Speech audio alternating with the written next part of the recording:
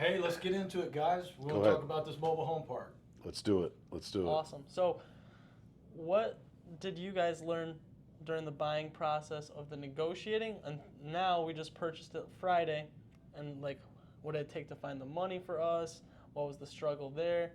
And then let's try to get people to find more mobile home parks so they can do deals like this. For sure.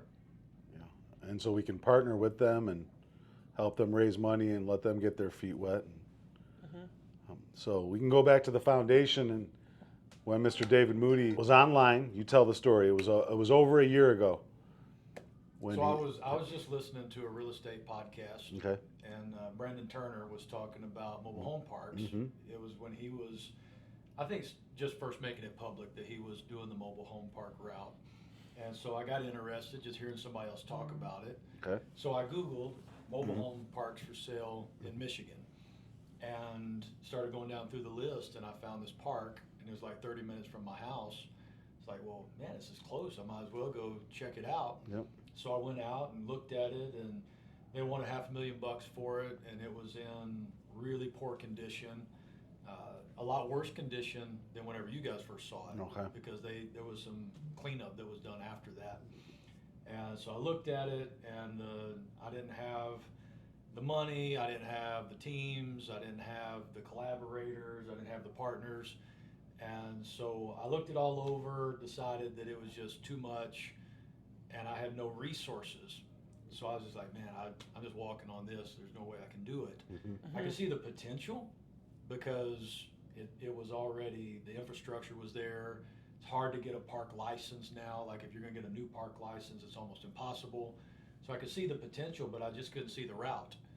Yeah. And so I walked on it. Yeah. But the dream and the desire was there for you to even go there. Yeah. So how long did you walk from it till it sparked up that you wanted to do it again? So that would have been around April of 23 that I went and looked at it the first time. Yeah. And talked to the owner, the seller, and kind of started the process a little bit. And then in April of this year, April of 24, is when it all kind of got brought back to life, where we all met at SquadUp Summit in Orlando. That's the beautiful hat for SquadUp Summit as well. SquadUp hat on. Yes. Yeah. So we get there, and now all of a sudden I'm in a room of like 2,500 plus people that are all real estate investors and enthusiasts.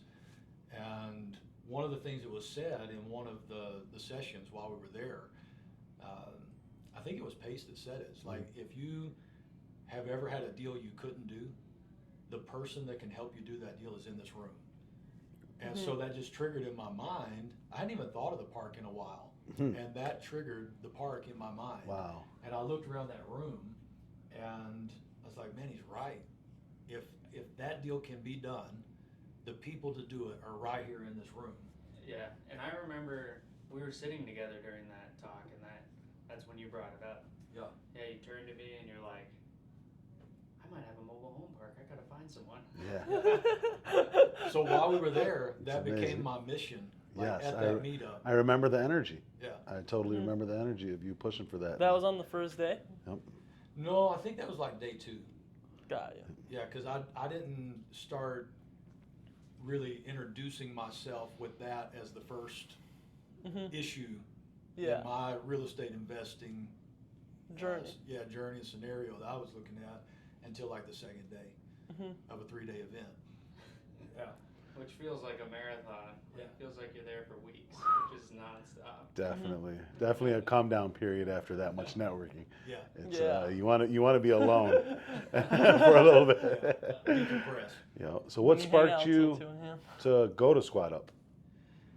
His wife. Yeah, it really was. It wasn't I got the invite, and I told my wife, I'm like, hey, there's this real estate meeting going on in Orlando, and I told her it was Pace and Jamil, and she'd heard me talking about them a lot because I'd already been watching their videos. Yep. And I'd already joined Astro. Okay. But I didn't even know that. Yeah, Yeah, and okay. I was in Gator. Okay. So I was in a program from each of those Okay. guys. Okay. And so I told my wife, like, yeah, there's this meetup going on down in Orlando. And she's like, go. I'm like, what do you mean? She's like, you've been talking about this for so long, Yeah. and this is what you want to do.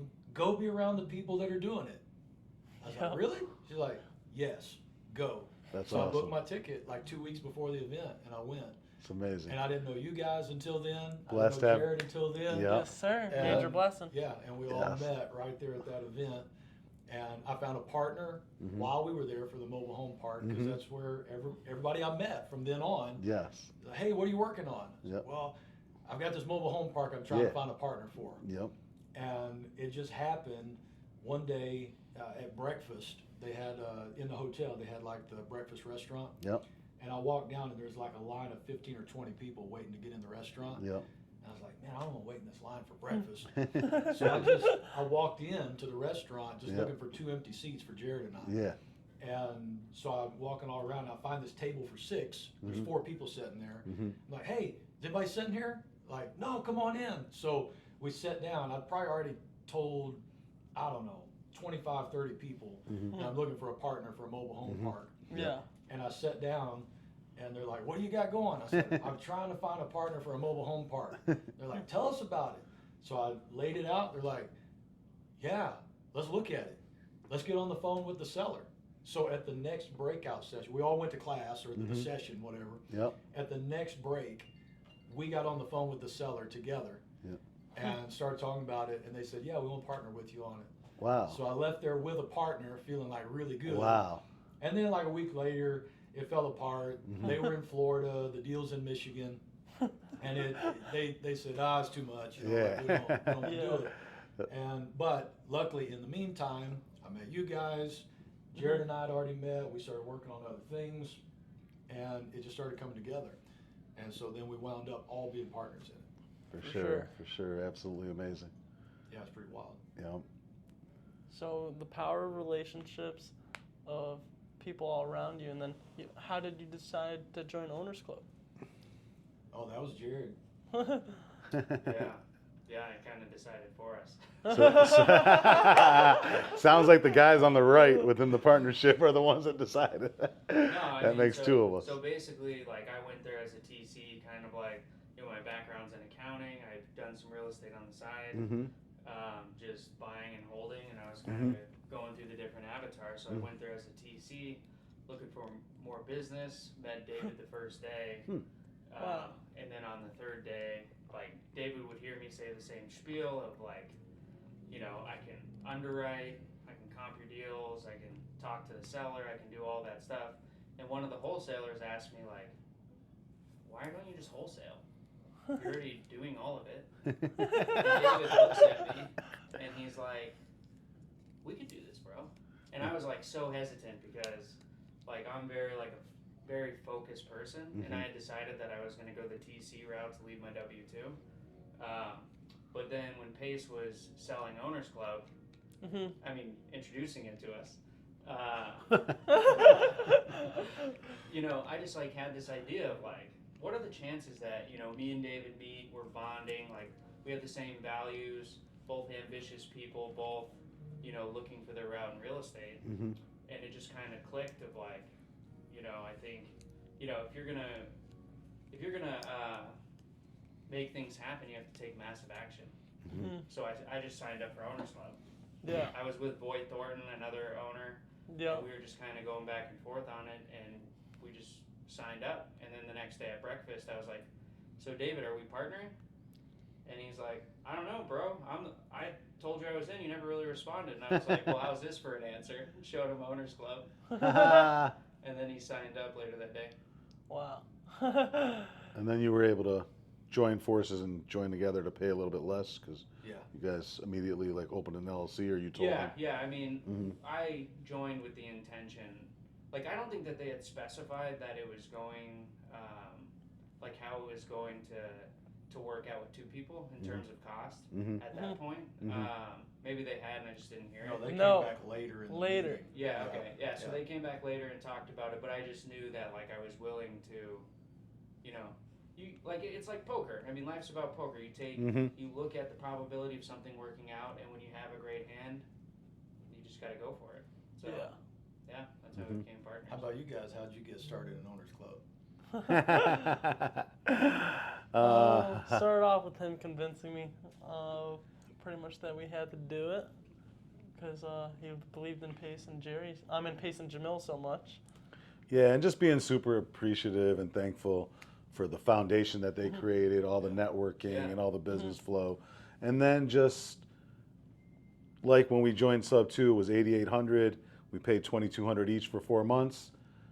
Now, 2 years later, it's Owners Club. Now it's $13,000. And both times you gotta kind of step out there because you have your own bills, your own business bills, your family bills. But you gotta sometimes just put yourself out there and have faith and believe. And it worked out last time, and it's definitely going to work out this time. It already started working out because our lender, Colin Yeep, who was an online friend, and I've always given him shout outs, and he's done a lot of good lending for the community. He ended up being our private lender, and I met him at Owners Club and gave him a big hug there. And we didn't talk about this deal at all because we didn't have that going at that time, but Sort of did, but like we just weren't yeah, we too knew focused. about it, but we didn't really discuss a partnership at that point No. and stuff, Yeah. And we started out on this whole deal with a wholesale approach with the mobile home park. Like Yes. we didn't even Yes. really consider at first about owning it. 100%. We just We were knew it trying was to a wholesale deal. it. Yeah, we were Yes. trying to wholesale it. We were Yeah. trying to wholesale it. There was a We few sent people. it to that one lady at the Owners Club. Yeah, Jill Jensen, she got it. She was super pumped about it. And then it was very similar to the Florida deal. Yeah. They got it and they're like, they kind of felt it was going to be too much work and it might take a little too much time for them to pay their investors. That's why it's key that having a good investor, we have a 1-year loan, fully open, extending it for 1 year at a time. So we're not under the gun as you may be with your investors, because if you syndicate, you got to usually start paying monthly. And the price was higher when we started too. Yeah. Well, we got the negotiator of the century right here, Mr. David Moody, who negotiated this deal for a full year. It started at $500,000. We have an as-is appraisal at $500,000 from a few years ago, 2019 to be exact. And speaking of playing poker, it's a slow play hand. You really have to know when to. So, what was the key to you getting him down? I'd like to hear a little bit more about that, actually. Time. Well, I don't really know that much about poker. Time. Time kills all deals. Yeah, I mean, I thought the deal was dead, like I said. So whenever I went back and started trying to revive the deal, the price had dropped from the seller from $500,000 to $350,000. Yep. So it was a pretty significant drop there. Well, I figured, hey, if they're willing to move that much, then there's got to be some room still left. Yep. So we started trying to negotiate based on the 350 number, and got another price drop out of them. Okay. At 255 is where we came in, and they kind of screamed about the 255. To be honest, like they didn't want to go to that level. Yeah. 255. Remember that number. So then, what happened from there? So from 255, we were still trying to wholesale it, and well, we never had it under contract at 255. Yeah, we did. yeah, Oh, was that 255 the first time? yeah. Yeah, we were trying to Holy sell it for cow. $350 at first. Oh my goodness, I don't even remember that. That was so far back. And then that's the So- contract that expired. Well, here's what happened on that. This was the leverage. Is I explained to the guy, number one, I knew a lot about the park because I'd been in and out of it so many times. Yep.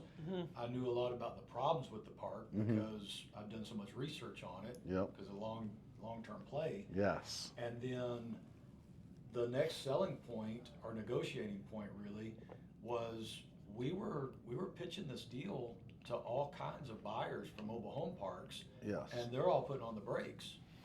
And so when the investors that are working in that arena are not excited about the deal and they're pulling back because of some reason, then the price isn't right.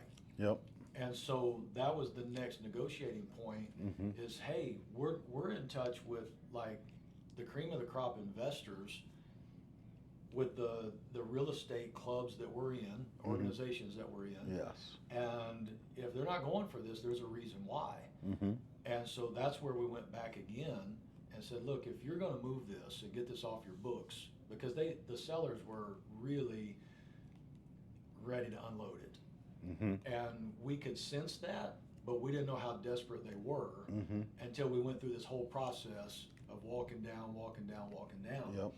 And then we get to the point that we're like, okay, what do we have to have this at? Because a couple of people said, hey, we can't get it for $350, but if you were like in the $270 range, then we might be able to do something. And so we compiled that information, said, okay, well, to sell this in the $270 range, where do we want to be in order to make money? We got a lot of time and effort and energy invested in this now. 100%. So that's when we went back and just started working on them. And I tried to get them to give me a price, Mm-hmm. but the seller, he was pretty difficult. Yeah. And so he just would never give a price. And so finally he got real agitated at me one day, and he's like, why won't you just give me the number you can buy this at and close this deal? Mm-hmm. And I said, okay, 150. And he kind of choked for a few seconds, Mm-hmm. and he's like, how soon can you do it? Yeah. And so that's why we got it for $150,000. Yep. 155. 155. Yeah. Yeah. Yeah. So didn't we have it at 200 for a quick minute after that, or no? Like, was it 200 and then we hit another There may be reduction? another drop in there Yeah. along the way. Yeah. Yeah, I was wondering what how we squeezed at the end. I don't think. Yeah, I think we just kept hitting on the investor aspect and then also the details Yeah, I of the think so. construction aspect when you I were. think the first one that we were talking about was 250, and then we bought it for 155. I just had the 5,000 swapped around there. Mhm. It was 250. I think it was 200 and went to 155. I agree with John. Yeah, I think it was Agree two. to agree. Yeah, I'm a numbers guy, so He's- is he. I remember numbers He was the more than. negotiator. I mean, either way, it's Yeah. crazy. 155. Yeah, 155 for almost 10-acre mobile home park, Yeah. 50 pads, potentially up to 70 pads. Yeah. And I'm super excited. It's going to be a major value add. And the door's open. If anyone wants to buy it, let us know. 500,000 as is price. But it's going up all the time It's- because now yeah. we're making improvements. We're already cleaning up the trailers Yep. that are there. 100%. The Yes. value add aspect is already in play. 100%. And so we're making moves on it. Yep. And we haven't even explained that. Like that's a Yeah. whole nother story For sure. of how many units, how many pads, how many need rehab, all of that. Yes. So we currently have 20 homes. We just got 2 of the homes cleaned out. 8 of them are currently rented. And our goal is to get the other 12. Mostly 7. One's being evicted. Potentially, there might be one eviction going on. We're figuring all that out. But in a nutshell, it's 7 to 8 rented, 12 that need some work, and 4 of them that need some electrical work. No, they all need electrical work from the outside. Yeah. And basically, you got to hire an actual mobile home state electrician. We're going to knock that out. We got 2 homes cleaned out on Monday. We've only owned it for a few days. And we're going into later this week maybe to clean out some more. We're making some serious progress. The value add has seriously begun. Yeah, and there's definitely different phases to that. Our first objective is to make it break even, and then at that point, I feel like the investors are going to flood in because it's now cash flowing. Yeah. And then the next phase would be to get all 20 rented, which will substantially increase the value, and then after that, the 30. So, yeah, it's definitely, we're doing all the heavy lifting right now. So if you are interested in buying, I'd get in on it quick because the price will definitely go way up once we fix those units. So Or just loan us all the money on a line of credit where you give us the draws on the rehab. How much is it going to cost to rehab? And get the 30 units? To start for the, And the 30. it's about 1.2. To get the 20 done, we're at about 300,000 Mm-hmm. between the units and updating the utilities to move them underground. Mm-hmm. But yeah, once we get to that point, I mean, the value add is going to be exponential. So it's Yeah. definitely a lot there. For sure. so one of my good friends, Sub 2 OG, Philando Merriweather, asked us a question like, how did we get it so low? End of the day, it was the last person who owed probably $500,000 or more who foreclosed on it, and the bank owned it. So it was basically a foreclosure, REO type thing. Yeah. Yep. So Justin wants to keep it forever. David and Jared are keeping an open mind. I'm keeping an open mind. We're all keeping an open mind. He might buy us all out. How much you got, Justin? The price is going up.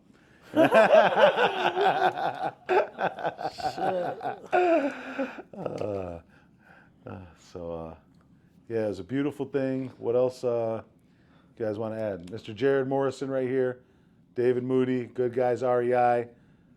Met at the Pace and Jameel, Pace Morby, Jameel Damji, SquadUp Summit. It was only $1,000 to come to that. Probably might be a little higher in 25. We'll see, but I'd advise and recommend Everyone to go. everyone to go. Yeah. Also, I'm wondering, so what's the ARV after we put the 1.2 million, and what's the potential cash flow? So the ARV that we came up with was about 820,000 That's for the 20. for the 20. Yeah. What about the 1.2 million after all that? I believe it was about 2.1. Got it. So we're talking about $1 million value add here, guys. The money's on the table. Yeah. Yep. So And about the cash flow is amazing. And the cash I flow's don't on the know table. The numbers off the top of my head, but I don't I remember. describe it as a cash flow monster. was it like 30 grand a month or what?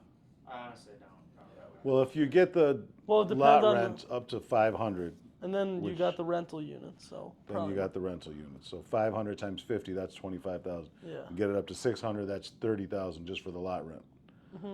So And then for the units, are we going to be renting out the units for the first 20, or is it only the second 30 where we're going to rent out the unit? possibly the 12 we're going to rent 20. out. What about the first The 8 that people are in there, that's still up in the air as per ownership and letting them own it. And got it it. may be better for us as well because we're not going to deal with the issues and they've been there. So we're working through that and figuring that out. Got it. Yeah, so there's a lot of intricacies to the deal, a lot of muddy water that we're gonna have to work through, but yeah, we're still trying to figure out what's the best route.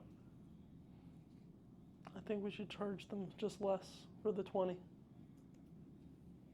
Well, the 8, we don't want to deal with those. It's just going to be a headache overall at this point.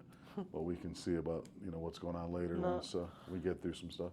And some of the units themselves, just because of what they are, Mm-hmm. some of them are better rental units, and some of them are better like lease option sell units. So some of that's dictated by the units themselves. For sure. Also, like, you live there, you own it, they already put money into it, they own it. And you don't even, buy. A guy who owns 2 parks taught us that you don't even have to go through a paperwork process, like a registration, like a car type thing. It's already on our park, it's our property, you just go with the flow. So how can people do this like on their own? Where is the leads coming from, and like what is the first step? Since like you took a break off this for a year, like besides going to SquadUp Summit and figuring it out like through time, how can someone else like figure this out at home? They could come to our 2-day intensive masterclass. Yes. Well, Okay. It's not finished yet, but that'll probably be like the topic of what we're working on for that. And I mean, it can be as simple as a Google search. That's how I found this one. But now that we've got into it, we're starting to uncover other ways that, it really winds up being the same as with houses, single family houses. The way that you guys market, you can do pay-per-click for it, you can do PPL for it. There is Where do we find this one though? a Google search. Google search, like LoopNet, Coast, like Crexy. So it was listed on LoopNet, but there was something about the listing that made it very hard to find. And so I didn't ever actually figure that out. It was listed on LoopNet, but if you went on LoopNet and tried to find this park, you could not hardly find this park. It was way easier to find this park through Google, a Google search, than it was to find it on the LoopNet site. And what did you search? Mobile home parks for sale in Michigan. Got you. So it's simple as that. Just search up mobile home park for sale or apartments, and then you just start calling. Was it the seller or an agent you spoke to, or? This one went directly to the seller. Got it. Yeah, there wasn't a broker involved. For sure. Yeah. And then you just asked them if they wanted to sell, and then walked it. Yeah, I mean, it was already for sale, so Mhm. it was listed for sale. And so you went straight to walk it right after that. I did, yeah. I drove out there and started looking around and meeting the tenants and Mhm. figuring it out. Got it. Yeah. So there was some belief there way before, anything surfaced. It was just man and a dream and a vision and asking questions, and props to you for that, brother. Thank you. I love it, man. Majorly. I love it. And props to you for holding it down in so much regard and being able to numbers. present the details and the numbers, and really shows you what teamwork's all about and makes our dream work. And fix that camera right there. So Oh, the battery must have went. No. no, it's not. It's fine. It's just tilted. It's on. You just go. So you're welcome, Jared. And Cool. yeah. So tell us a little bit about It's dead. is that what it is? Yeah. We got her. So tell us a little bit about like what were the emotions you were going through. He was going to Paris for the Olympics, for volleyball, and going to enjoy that. And then he had a lot of pressure putting all this together because it wasn't easy getting a lender. A lot of lenders and money partners want to make money right away. Day one. Yeah. So it Which took this person is our lender so far. Yeah, they're going to be making money monthly day one. So I mean, they're okay. Yeah, I think we were just at first exploring, not just getting the purchase price, getting more money up front, potentially having a private money partner. Yep. So yeah, we had to put together a presentation of, what the pro forma would be, the deal facts, exactly the phases, and market research. And so we put together a deal summary to send to lenders and answer their questions. And honestly, I think at that point, I had already put together one for us, and it had to be updated. They wanted a lot more details, so Yes. it didn't take as much time. But yeah, I mean, that's the thing about real estate is you never know when you're just gonna have to stop everything you're doing and get it done. Yep. Dial in on one thing. Sense of urgency. And we man. put it together 3 different ways. Yep. And Jared kind of had to adjust the numbers based on whether we were wholesaling it. Yep. That's a different pitch. Yep. Whether we were private Flipping it. money partner, where we're partnering with somebody, that's a different pitch deck. Yep. And then whether we're just going with a lender that funds the whole thing, that's a different pitch deck. Yep. And so there's a wholesale fee in one, there's not in another. It's just different approach, different numbers. And then along the way, the price kept changing. So all of those updates had to be done. Amazing. That was key. Yeah, it's fun. Yeah. It was phenomenal. It was a phenomenal journey. We're super thankful for it. Other things on the purchase agreement, we had how many days? 30 days originally to start for due diligence. And it wasn't near enough. Yeah. Lesson learned on that. Yeah. On this big of a project, how much would you recommend? I would say 90. minimum 60, preferably 90. The longer, the better. But you can always say on or before to the seller because you let them know you are going to push it. You don't want to keep coming back for extensions. But we were also dealing with a seller who was very intelligent as well as putting a lot of pressure on us. And, and him and David got in some negotiating battles. David won them all. But In it the was, end. yeah, in the end. But it wasn't always easy. He hung up on us, and he wasn't happy with a lot of the calls. What were some of those things you said to him that one time when we were in the car together and you recorded? It was, to be honest, it was reality. Yeah. He just didn't want to hear reality. Yeah. And he wanted to call all the shots, but he had no leverage. Yep. Because he's in a bind, needing to sell a non-performing asset. Yep. That's costing him money every year. Yep. And he had other people's money tied up in this deal, Mm-hmm. so they were applying pressure from the other side. Yep. And so when you sense that, he had no leverage. Yes. But he still wanted to bark and give orders, and like tell us, every move to make. If he had some other offers on the table. No, and Why not? that was one of the things. I was one of the things. remember that day. So actually, my good friend Matthew Duffield, he worked for Dan Gilbert, and he taught him all about the two most important things are leverage and credit. Yeah. So David had the natural instinct about the leverage, and to be a great negotiator, you have to be willing to walk away from the sale. For sure. And David really made him feel like, all right, Jack, if you got someone else to sell it to, That's exactly right. and then Go ahead. yeah, go ahead. And then he already knew we were down the road and did the work and got details on the construction and our partners and lenders.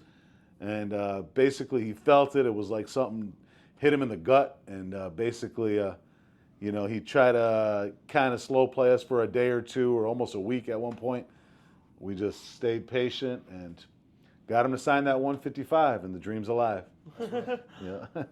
Yup. Yeah, and John, appreciate all your help, man. I mean, sitting Thank in you. on those calls, helping guide us, and Finding the money. yeah, Thank you finding so the much, money, man. Coming in clutch. Yeah, appreciate it, man. Yeah, A lot of games work. on the line. You're playing. Thanks to Pace as well. Boom, boom, boom. Yeah. Yeah. Ball. And the fact is, The we net were in a was pickle. open. Huh? The fact is, we were in a pickle. Yeah. Yeah. Yeah, appreciate it. So was the lender. Yeah, exactly. Definitely, guys. So that's what it's all about, being in a pickle. When you are in a pickle, solve problems, bring good guys REI on board. We Buy Houses Anywhere LLC. These guys are dispo specialists with Cartel Mode. We've all partnered on dispo, business, life, and just being good humanitarians. And that's another thing that we really care about at this park. And there was a great gentleman named Glenn that owns 2 parks close by who really put his foot down and saved the park over a year ago. And now we're coming in as the official final saviors of just bringing something great to a community that has a Walmart a few miles away, a Menards, 6 or 7 strip malls, 3 new ones with the tropical smoothies, and a lot of great things going on, a lot of great families that we're going to provide affordable housing for. And we're super excited about that aspect, and we're looking at all angles and Majorly. super pumped. And then we got a great credit partner right here named Justin Piquel and Jared. and Jared Morrison and David Moody are the actual 3 partners on this deal, and we're looking to help the community and add value.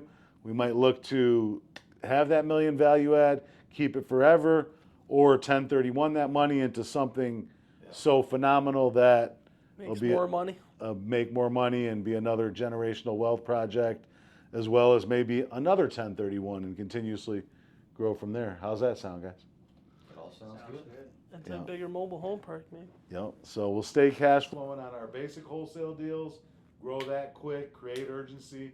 We're going to be getting back to that here shortly, and we'll keep you updated on progress on this, and we'll make a whole beautiful show about it. It's a movie, guys. And then also the workshop coming soon. David and Jared, we may join. We'll see what's happening, but we're supporting it either way, and it's going to be phenomenal. 100%. Awesome. Thanks, guys. Yeah. Keep taking action.